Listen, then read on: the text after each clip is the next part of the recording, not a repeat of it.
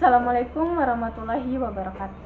Perkenalkan, nama saya Nurmega Indah Wahyuni, mahasiswa Universitas Negeri Makassar, Fakultas Ilmu Sosial dan Hukum, Prodi Pendidikan Administrasi Perkantoran dengan NIM 2206501019.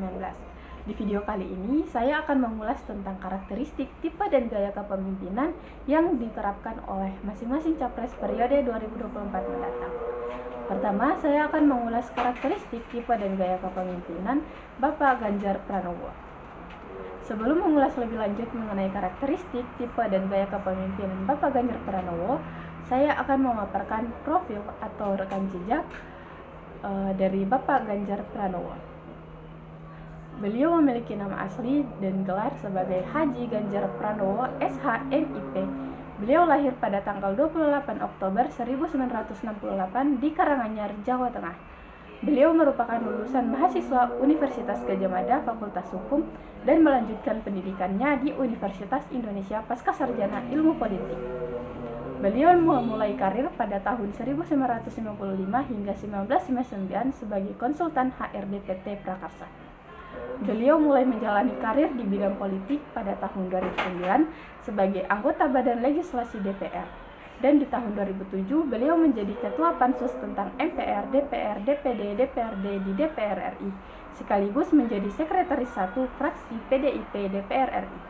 Pada tahun 2009 beliau mendapatkan jabatan sebagai Wakil Ketua Komisi 2 DPR RI. Pada tahun 2010 pula beliau mendapatkan jabatan sebagai Wakil Sekretaris Fraksi PDIP DPR RI. Dan hingga pada tahun 2013 beliau mendapatkan jabatan sebagai Gubernur Jawa Tengah hingga 2 periode. Selanjutnya melangkah untuk mengulas tentang karakteristik, tipe, dan gaya kepemimpinan yang diterapkan oleh Bapak Ganjar Pranowo. Menurut sudut pandang saya, Bapak Ganjar memiliki daya tarik yang besar dan pendirian yang kuat dan keberanian dalam semua gagasannya. Hal ini berkaitan dengan gaya kepemimpinan adaptif, yang dimana Bapak Ganjar dapat mempengaruhi masyarakat sehingga masyarakat memiliki kepercayaan penuh terhadap beliau dan dapat memotivasi masyarakat untuk terus bekerja sama mencapai tujuan bersama. Bapak Ganjar juga adalah seorang pemimpin yang fokus pada followersnya, atau bisa dikatakan dalam konteks ini adalah masyarakat. Ya, masyarakat adalah aspek yang sangat penting dalam kepemimpinan. Bapak Ganjar dikenal dan terkenal akan kepeduliannya yang sangat tinggi terhadap masyarakat. Dan masyarakat pun turut berpartisipasi aktif dalam semua program yang digagas oleh Bapak Ganjar. Salah satunya partisipasi aktif dalam forum diskusi. Beliau juga menerapkan gaya kepemimpinan demokratis, yang dimana hal ini berkaitan dengan melibatkan partisipasi masyarakat dalam segala proses pengambilan keputusan dan juga memiliki hubungan yang baik dengan masyarakat. Beliau juga adalah seorang pemimpin yang komunikatif, yang dapat memanfaatkan perkembangan teknologi sebagai media untuk berkomunikasi dengan masyarakat. Beliau juga merupakan pemimpin yang inovatif. Dia dikenal sebagai pemimpin yang melek akan teknologi dan aktif menggunakan media sosial. Berikutnya, saya akan mengulas tentang karakteristik, tipe, dan gaya kepemimpinan Bapak Prabowo Subianto. Sebelum melangkah lebih jauh, saya akan memperkenalkan beliau terlebih dahulu. Sosok Bapak Prabowo Subianto merupakan pemimpin yang sudah tidak asing lagi bagi masyarakat Indonesia. Gelar dan nama lengkap beliau adalah Letnan Jenderal TNI Haji Prabowo Subianto Jojo Hadikusumo. Beliau lahir pada tanggal 17 Oktober 1951. Beliau merupakan seorang politisi, pengusaha, dan perwira tinggi militer Indonesia. Beliau menempuh pendidikan dan jenjang karir militer selama 28 tahun sebelum berkecimpung dalam dunia bisnis, politik, dan pemerintahan. Pada tanggal 23 Oktober 2019, Bapak Prabowo dilantik menjadi Menteri Pertahanan ke-26 Republik Indonesia dalam Kabinet Indonesia Maju oleh Bapak Joko Widodo untuk periode 2019 hingga 2024 mendatang. Sebelum menerima jabatan sebagai menteri, beliau sempat mencalonkan sebagai capres di tahun 2014 dan 2019. Namun ia kalah dengan kedua pemilihan tersebut. Selanjutnya, kembali mengulas tentang karakteristik, tipe, dan gaya kepemimpinan yang diterapkan oleh Bapak Prabowo Subianto.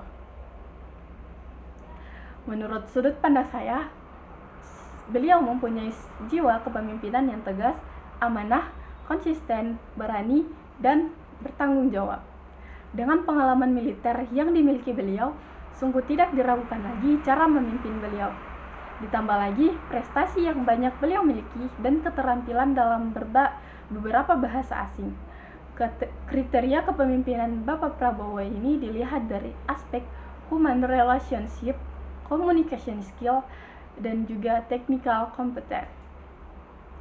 Hal ini sangat terlihat oleh adanya informasi tentang sifat Bapak Prabowo yang lebih mendengarkan bawahan, lebih sering diskusi, objektif dalam memuji keberhasilan bawahan, dan juga mementingkan partisipatif aktif oleh masyarakat. Berikutnya beralih kepada Bapak Anies Baswedan. Seperti sebelumnya, mengulas lebih dalam mengenai karakteristik, tipe, dan gaya kepemimpinan Bapak Anies Baswedan, saya terlebih dahulu akan mengulas tentang profil dan rekam jejak dari Bapak Anies Baswedan. Nama asli beliau adalah Haji Anies Rashid Baswedan, SE, MPP, PhD. Beliau lahir pada tanggal 7 Mei 1969. Beliau merupakan Gubernur DKI Jakarta pada tahun 2017 hingga 2022. Setelah mengenyam pendidikan di bidang ilmu politik dan pemerintahan, Bapak Anies berkarir sebagai akademisi. Ia menjabat sebagai Rektor Universitas Paramadina selama 8 tahun dan menggagas gerakan Indonesia Mengajar. Ia kemudian ikut serta dalam konvensi calon presiden yang diselenggarakan oleh Partai Demokrat pada tahun 2013 lalu. Pada bulan Oktober 2014 yang lalu, ia ditunjuk oleh Presiden Joko Widodo menjadi Menteri Pendidikan dan Kebudayaan pada Kabinet Kerja. Namun dicopot 2 tahun kemudian. Berdasarkan informasi yang saya peroleh, Bapak Anies Baswedan merupakan pemimpin yang menerapkan tipe kepemimpinan demokratis, yang dimana hal ini mengarah pada bagaimana beliau dapat melakukan penerimaan dan melakukan kesadaran bahwa pendapat bawahan ataupun masyarakat itu diperlukan untuk berjalannya kepemimpinan yang baik dan benar. Sebagai seorang gubernur, beliau tentu menerapkan tipe kepemimpinan demokratis dengan menerima berbagai saran dari masyarakat ataupun bahkan komentar dari masyarakat.